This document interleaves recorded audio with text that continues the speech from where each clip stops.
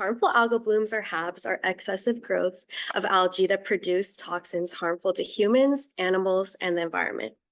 HABs emit cyanotoxins that can damage the nervous system, liver, and skin upon exposure to humans through touch, inhalation, or consumption of organisms from contaminated water. They also lead to fish deaths and reduce the usability of waterways. Factors also known to increase HABs are high nitrogen and phosphorus concentrations, high water temperatures, and low water flow.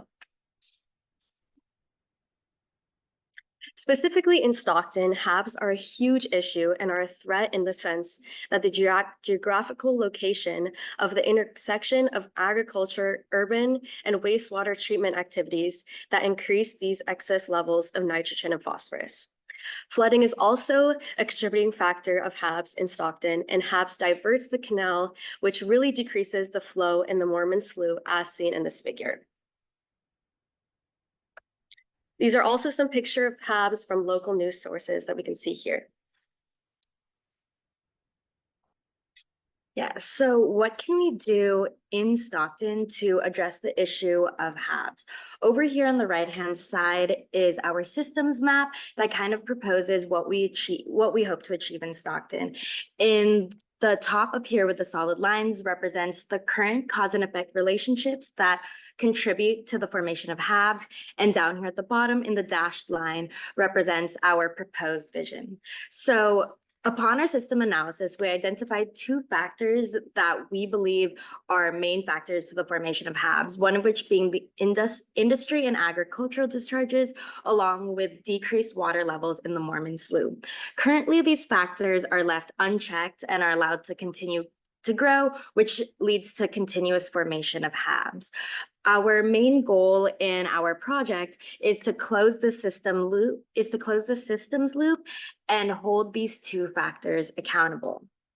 And we hope to do this through data-driven advocacy. What we aim to do is to take a look at Stockton water data and find evidence that these factors truly are contributing to the formation of HABs. However, when we were looking for Stockton water data, we couldn't find a lot of quantitative data, and this we thought was due to a lack of awareness regarding HABs as well as water quality in general. So we first propose raising awareness.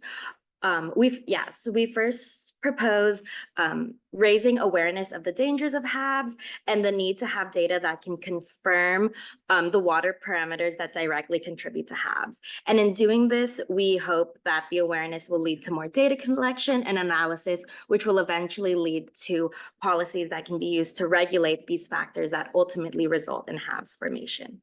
And we hope to do this through two different parts, one of which being an educational website along with an interactive dashboard. The website will be made available to community members and will contain helpful resources on what HABs are, the dangers associated with them, proposed solutions, as well as actions that they can take in addressing HABs themselves. It also will contain our preliminary data analysis for factors and water parameters that we have identified to be contributing to HABs. And it will also include a link to our interactive dashboard. Here shown on the slide is a screenshot of what our interactive dashboard will look like. It will contain a map of Stockton along with different sample sites that we have retrieved from Restore the Delta's data.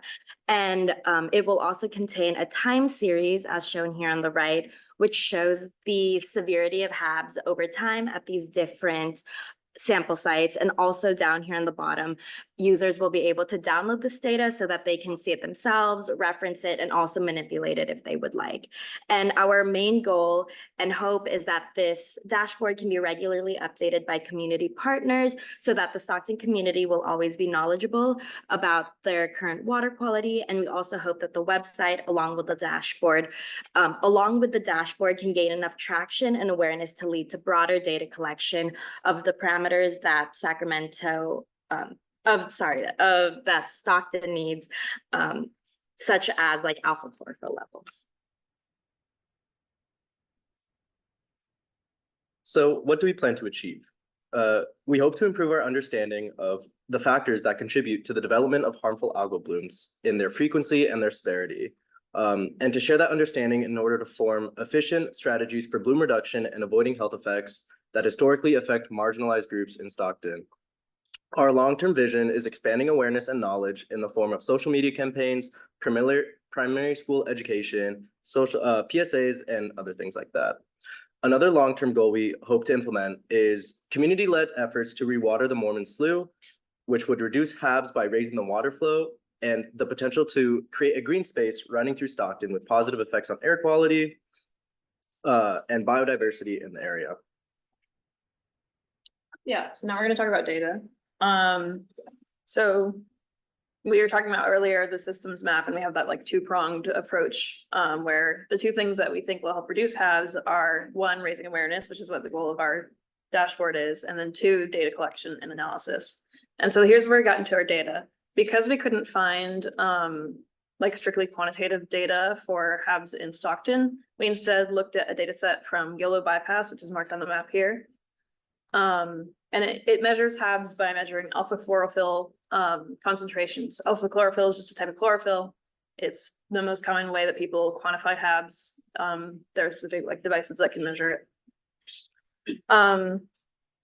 Yeah, so we're gonna get into the data, that the results of our data analysis from this no, not good.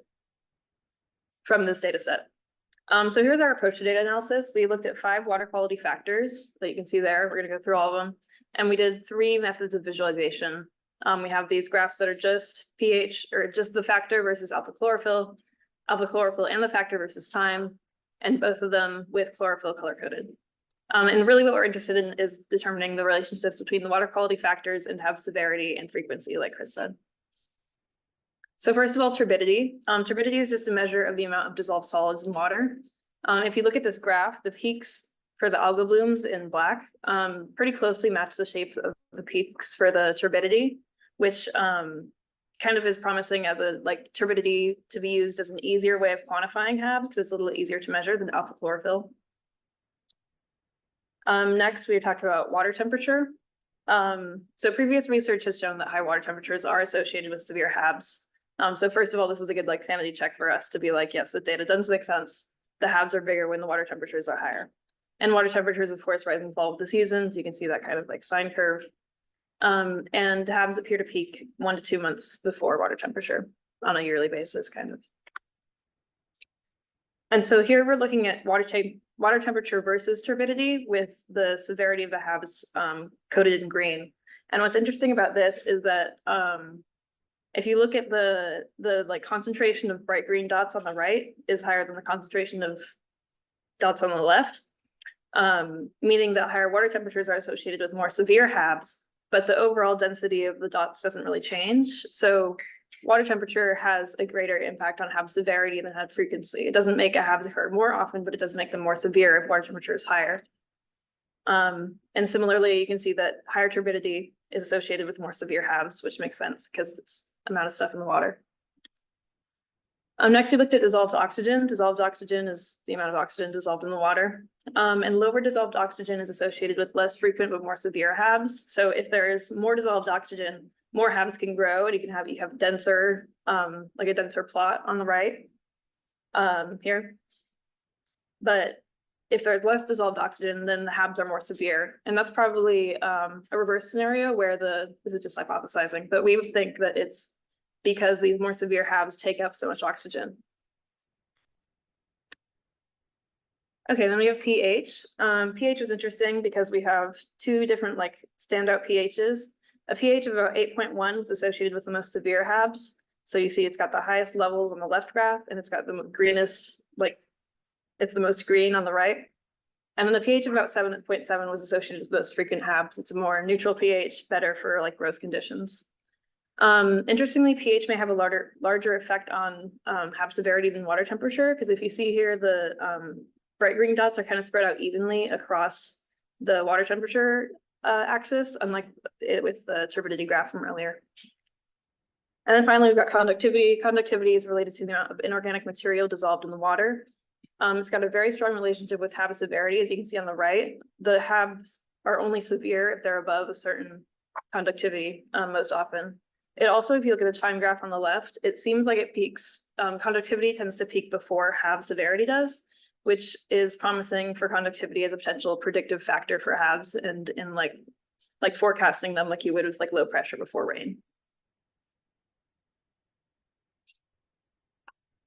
Yeah, so just to summarize our most important findings, turbidity is a parameter that could quantify HABs successfully. And when turbidity increases, the severity increases as well as the frequency.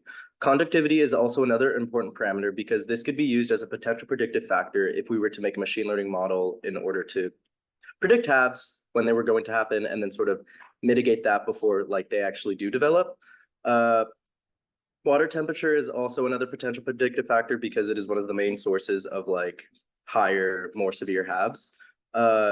And dissolved oxygen and pH are also pretty interesting parameters that we hope to sort of implement in a machine learning model in the future.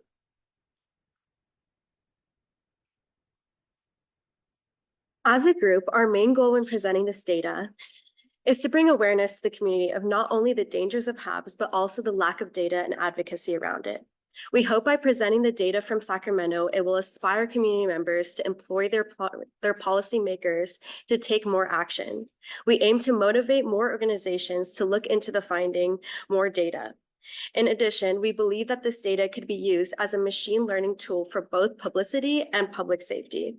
This could be built and automatically updated with incoming data that would create a HABs forecast by analyzing prior patterns and taking in current water quality parameters. The machine learning tool would be able to predict the location, timeline, and severity of HABs formation.